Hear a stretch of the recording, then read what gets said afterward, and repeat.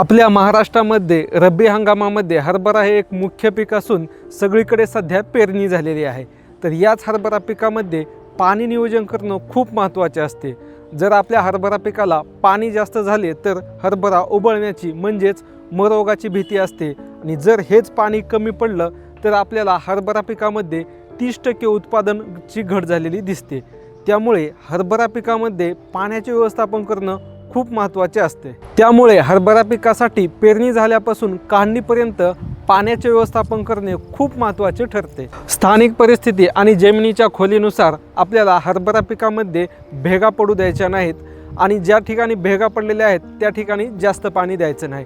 जर जास्त पाणी झाले तर त्या ठिकाणी मूळ कुजव्या म्हणजेच आपला जी काय मरोगाची समस्या आपल्याला जाणवते आणि या मरोगामुळे हरभरा पिकामध्ये एक 40 ते 60% आपल्याला नुकसान झाल्याचे दिसते।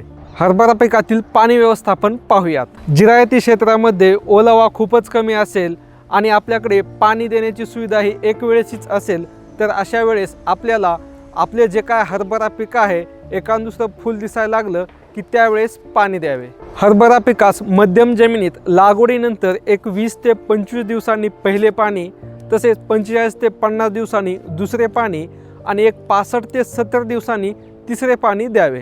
आणि जर का आपली जमीन जर भारीची असेल तर अशा वेळेस 2 वेळेस पाणी द्यावे। पहिले पाणी हे आपल्याला पेरणीनंतर एक 30 ते 35 दिवसांनी आणि दुसरे पाणी हे आपल्याला 65 ते 70 दिवसादरम्यान द्यायचे आहे। तुषार सिंचन म्हणजेच स्प्रिंकलर हे एक हरभरा पिकासाठी एक वरदानच आहे, कारण हरभरा पिकामध्ये जर तुषार सिंचनाने पाणी दिले तर आपल्याला अधिकाधिक उत्पादन मिळते। हरभरा हे एक पाण्यासाठी अति संवेदनशील पीक असून जर या हरभऱ्याला पाणी जास्त झाले तर हरभरा उबळतो म्हणजेच मरोग येते आणि जर तुषार सिंचनाने आपण पाणी दिले तर आपल्याला हवे तेवढेच पाणी देता येते, जास्त ओलावा राहत नाही। त्यामुळे मरोगाचे पण प्रमाण आपल्याला तुषार सिंचनामुळे कमी झाल्याचे दिसते। तसेच जी काय तणांची समस्या आहे ती पण या ठिकाणी कमी होते। हरभऱ्याची पेरणी झाली की दुसऱ्याच दिवशी आपल्याला स्प्रिंकलरने 2 तास पाणी द्यायचे आहे।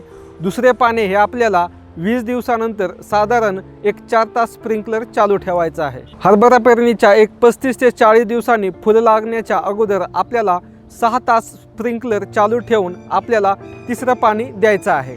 हरभरा पिकाला फुलावस्थेत पाणी द्यायचं नाही। जर का फुलावस्थेत पाणी दिलं तर आपल्याला त्या ठिकाणी फुलगळ झाल्याची समस्या आढळून येईल। आपण जर हरभरा पिकाला एक वेळेस पाणी दिलं तर 30% उत्पन्नात वाढ होते, 2 वेळेस पाणी दिलं तर 60% उत्पन्नात आणि जर आपण 3 वेळेस पाणी दिले तर आपल्याला उत्पन्न हे डबल झालेले दिसते। महत्त्वपूर्ण व्हिडिओ आहे, हरभरा उत्पादक शेतकऱ्यांना शेअर करा आणि हो, ॲग्री डॉक्टर सोमनाथ या यूट्यूब चॅनलला सबस्क्राईब करायला विसरू नका। तसेच आपण आपल्या हरभऱ्याला किती वेळा पाणी देता हे कमेंटद्वारे नक्की कळवा। चला तर मग भेटूयात एका नवीन व्हिडिओमध्ये नवीन माहितीसह। तुर्तास धन्यवाद।